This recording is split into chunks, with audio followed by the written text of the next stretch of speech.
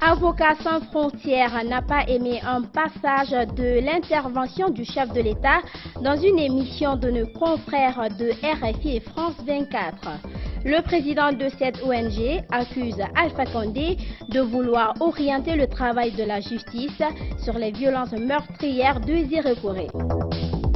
Le Club des Métis pour la prévention des conflits et maintien de la paix s'inquiète par rapport aux discours haineux développés en cette période de campagne électorale par certains acteurs.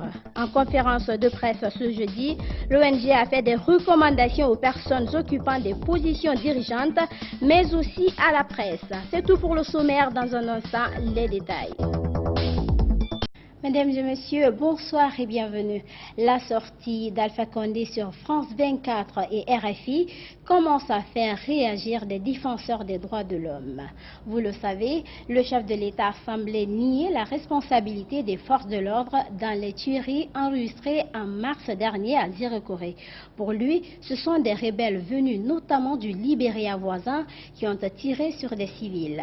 Le président de l'ONG Avocats sans frontières a déploré cette déclaration d'Alpha Condé qu'il accuse de vouloir tirer des conclusions avant même le travail de la justice. Suivez les détails avec Ansoubaïlo Baldé. Interrogé sur le récent rapport d'Amnesty International lié aux manifestations réprimées en Guinée depuis octobre 2019, Alpha Condé a particulièrement évoqué les événements meurtriers enregistrés en Zérekoré lors du double scrutin législatif et référendaire de mars 2020. Le président de la République a parlé de rebelles qui, selon lui, étaient venus du Libéria et de Kenema. Intéressé par ce dossier, le président de l'ONG Avocats sans frontières a réagi à la sortie médiatique du chef de l'État. Je dois vous dire que j'ai une réaction d'indignation par rapport aux déclarations faites par M. le Président à ce qui concerne les événements qui sont passés à Zérekoré. Surtout quand elle parle de rebelles qui soient venus d'ailleurs pour agresser les gens à Zérekoré. C'est une fausse déclaration. Plusieurs personnes ont été tuées les 22 et 23 mars dernier en Zérekoré. Dans l'interview accordée aux journalistes français, le chef de l'État a parlé de personnes habillées en gris-gris lors des événements de cette ville de la Guinée forestière. L'avocat à la cour a donné sa réponse. Selon lui, chaque peuple a sa culture. Ça ne veut pas dire que ce n'était que des gens venus ailleurs. Des gris-gris, nous savons, dans la culture de certains peuples en Guinée, nous voyons des gens porter ça. J'ai cité le cas des Donzo. En Guinée forestière, il y a des habits traditionnels que les gens portent. Il se demande d'ailleurs comment les rebelles dont le président parle seraient rentrés en Guinée. Quand on vient parler de rebelles, je veux bien savoir d'où viennent ces rebelles. Est-ce qu'une rébellion peut sauter sur la frontière, tomber à plus de 60-100 km de ces frontières-là? On veut dire que nos frontières ne sont pas surveillées. Ça veut dire que nous n'avons pas une armée républicaine qui puisse veiller à la protection de notre population. C'est faux. Alpha Condé a également déclaré que des personnes arrêtées ont reconnu avoir tiré sur les populations de Zérekoré. Maître Aimé Christophe Labilé dit ne pas comprendre cette affirmation du chef de l'État qui livre son verdict avant le travail de la justice. Qui il est pour dire que les gens ont reconnu? Avez-vous une décision de justice? Moi non. Je ne sais pas d'où il tire ces affirmations-là. Et encore qu'il n'y a pas de procès qui a été déclaré. Il y a des juges d'instruction qui ont été commis, mais même le travail de ces juges d'instruction sont violés par le pouvoir d'Alpha Condé. Parce qu'on a commencé par échanger ces gens-là pour... Le président de la Fondation Djeriba Diaby pour la paix et l'assistance sociale multiplie les actions en faveur d'un climat apaisé en cette période sensible que traverse le pays. Après une série de rencontres qu'il a eues avec des acteurs de la vie sociopolitique guinéenne, il a co-organisé ce jeudi une cérémonie de lecture du Saint-Coran en faveur de la paix. Et l'âge Djeriba Diaby a mis la cérémonie à profit pour encore livrer des messages forts à l'endroit de tous les bords politiques. Mamadou Tanoba. La Fondation Elhadj Djeriba Diaby pour la paix et l'assistance sociale et la COFIG DCPD ont co-organisé une lecture du Saint-Coran pour le maintien de la cohésion sociale avant, pendant et après l'élection présidentielle du 18 octobre. La présidente de la COFIG, Hadja Mariama Haribo, a interpellé les acteurs politiques de tous bords. Elle les exhorte à œuvrer pour la paix. Elle a aussi demandé le respect du choix des électeurs. Celui qui sera président de la République, que l'on respecte le choix du Guinéen qui est dans le hameau et le Guinéen qui est dans son bureau climatisé. Qu'on respecte son choix. Si un homme ou une femme devient président de la République, que ce choix-là soit respecté et qu'on se félicite et qu'on va à notre occupation. Elhadj Djeriba Diaby, à son tour, a exprimé son cri de cœur. Un cri de cœur occasionné par le comportement de l'élite guinéenne. Nous ne pouvons pas faire la paix pendant qu'on est en train de nous manipuler, nous acheter avec l'argent. Nous ne pouvons pas faire la paix si nous sommes divisés entre nous. Et la paix, il est pour tous. Regardez aujourd'hui, mes chers frères, Conakry est vide. Il n'y a pas d'embouteillage à Conakry. Où sont les hommes et les femmes? Parce qu'ils sont tous partis à l'intérieur du pays. Ils sont allés pourquoi? À la recherche de nos paysans, affamés, morteries. Les paysans qui n'ont pas de moyens, on va leur donner là-bas 50 000, 100 000 pour leur dire allez, votez pour nous. Mais après la vote, lorsqu'ils ont gagné, lorsqu'ils vont gagner, toi le député, est-ce que tu as pensé ceux qui t'ont élu? Le maire, est-ce que vous pensez ceux qui vous sont élus? Vous les ministres, est-ce que vous pensez ceux qui vous sont mis là-bas? Y compris le président de la République. L'ambassadeur de la paix a lancé un appel aux 12 candidats en lice. Alors nous lançons un appel, comme ma sœur vient de le faire, à tous les 12 candidats. Sachez que Dieu a fait le choix cette année. 12 candidats pour 12 millions d'habitants. Vous savez la charge, chacun de vous, 1 million d'habitants en Guinée. On vous confie ces 1 million d'habitants à chacun d'entre vous.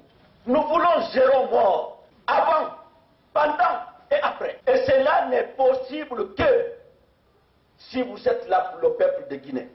Le médiateur de la République a salué cette initiative de la Fondation Elhadj Djeriba Diaby pour la paix et la COFIG.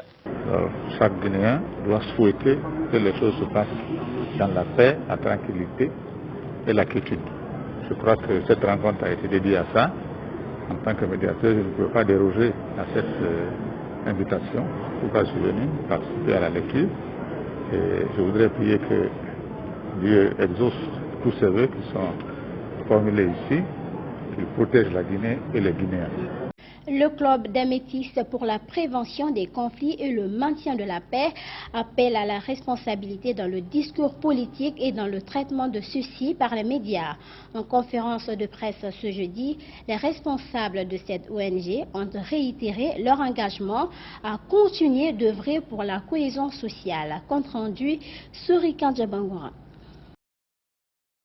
C'est une conférence de presse organisée par le Club des Métis pour la prévention des conflits et le maintien de la paix en vue de prévenir les violences en cette période de campagne électorale. Comme lors de la présidentielle de 2010, la campagne présidentielle de cette année connaît déjà quelques affrontements ci et là entre militants de différents bords avec plusieurs dégâts matériels et malheureusement un cas de mort.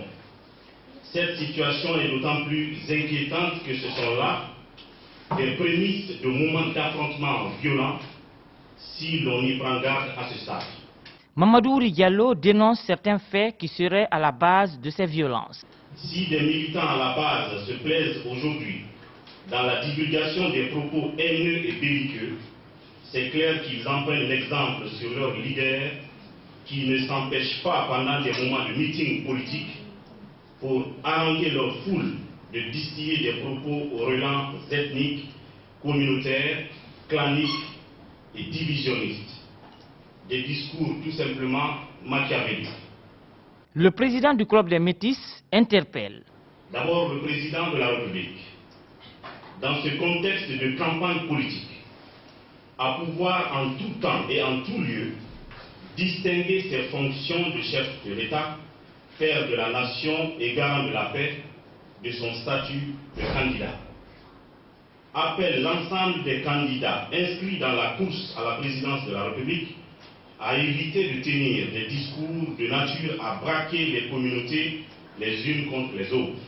Et il demande au ministre de la Sécurité et de la Protection civile, au ministre de l'Unité nationale, au ministre de l'Administration du territoire et au ministre de la Justice de s'imposer le principe d'équidistance vis-à-vis des différentes entités politiques engagées en ce moment dans la campagne électorale. La presse a banni de leur contenu tous les individus qui, au nom des partis politiques ou des communautés ethniques, distillent des discours de haine et de division.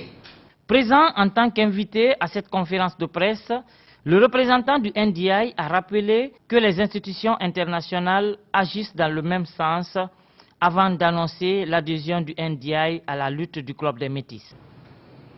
Nous adhérons donc à l'objectif que promeut votre ONG et nous ne ménagerons aucun effort pour vous accompagner dans cette noble mission. Pour notre part, nous travaillons chaque jour avec tous les acteurs du processus électoral pour faire en sorte que le scrutin soit crédible et paisible. Le Club des Métis est une ONG qui évolue dans le sens du maintien de la paix et de la prévention des conflits et est opérationnel sur le terrain depuis plusieurs années.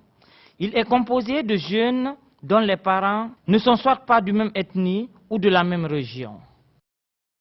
Sur le continent au Sénégal, malgré la crise sanitaire, le calife général n'a pas voulu annuler le Grand Magal de Touba. Cette année, cet important rassemblement religieux a eu lieu dans un contexte particulier. Les participants étaient donc soumis à de nouvelles règles. Suivez. Des rues bondées et si peu de masques. Mais les pèlerins mourides ont la foi et ne renonceront pas à venir célébrer la grande fête du Magal dans leur ville sainte de Touba. Parce qu'avec Saint Touba, tout est possible, ça ne me fait pas peur. Malgré la pandémie existe quoi, mais on a pris nos précautions quoi. Serigne Touba est le fondateur de cette confrérie soufie née à la fin du 19e siècle au sein de l'islam sénégalais. Et cette année, leur calife général n'a pas voulu annuler le rassemblement malgré l'épidémie de Covid-19. Néanmoins, des mesures sanitaires ont été prises. Nous avons mis en place ce qu'on appelle des tests rapides, c'est des tests antigéniques. Ça permet pour les patients suspects, en 8 minutes, de pouvoir déterminer s'ils sont positifs ou pas. Pour entrer dans la grande mosquée, les fidèles devront aussi porter le masque et se désinfecter les mains. La plus grande cérémonie a été annulée et d'autres événements seront transmis via Internet. C'est que du bonheur. Nous avons l'habitude de dire que Serigne Touba a toujours la solution. On craignait que le Magal n'ait pas lieu, mais finalement, les fidèles sont venus en masse. Il n'y a presque plus de place. C'est un pari risqué. Le Magal amène chaque année quelques 3 millions de pèlerins, peut-être plus. Les conditions idéales pour le développement de nos foyers épidémiques. Il craint d'avoir plus de cas après le Magal au niveau de Touba, mais également il faudra qu'on analyse très bien, en tout cas dans les 10 jours qui suivent au moins, comment évoluent les cas dans les autres régions du Sénégal, parce que comme vous savez, ici à Touba, toutes les régions du Sénégal migrent ici. L'organisation de cette manifestation contraste avec la rigueur observée dès le mois de mars, quand le Covid avait fait son apparition dans le pays. Suivant les directives du gouvernement, l'ensemble des confréries avaient alors annulé leur rassemblement. Avec seulement 311 morts, le Sénégal avait été félicité pour sa bonne gestion de la pandémie. Un mot sur la campagne présidentielle aux États-Unis. Après le spectacle désolant de leur patron la semaine dernière, c'était au tour de la colistière du candidat démocrate Joe Biden et le vice-président de Donald Trump de s'affronter hier dans un débat télévisé. Un débat plus responsable que celui de leur candidat. Une mouche désormais s'est invitée dans le débat pendant 2 minutes. À suivre. Le débat des seconds couteaux peut-être, mais en cas de victoire, ils joueront un rôle de premier plan. Faux pas interdit donc, la courtoisie est de rigueur, la fermeté aussi. La démocrate Kamala Harris, d'ordinaire percutante, opte pour une stratégie plus feutrée. Sa cible n'est pas son interlocuteur, mais bien Donald Trump, le plus mauvais des présidents, en ligne de mire sa gestion de la pandémie. Les Américains ont été témoins de ce qui est le plus gros échec de toute administration présidentielle dans l'histoire de notre pays. Et voici les chiffres, 210 000 morts, plus de 7 millions de personnes ont contracté la maladie.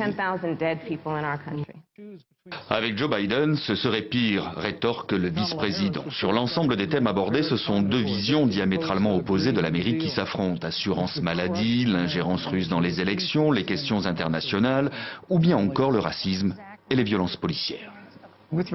En ce qui concerne George Floyd, il n'y a aucune excuse pour ce qui est arrivé à George Floyd. Justice sera rendue, mais il n'y a pas non plus d'excuse pour les émeutes et les pillages qui ont suivi. La semaine dernière, le président des États-Unis a débattu devant 70 millions d'Américains et il a refusé de condamner les suprémacistes blancs. C'est faux. C'est faux. Contrairement au face-à-face Donald Trump-Joe Biden, pollué par des invectives en tout genre, le débat a eu au moins le mérite d'aborder des sujets de fond que même une mouche en quête de célébrité n'est pas parvenue à perturber. Et voilà, mesdames et messieurs, c'est ainsi que prend fin cette édition d'information réalisée par toute l'équipe de Gangan RTV. À tous, merci de l'avoir suivi et merci de votre fidélité à Gangan TV.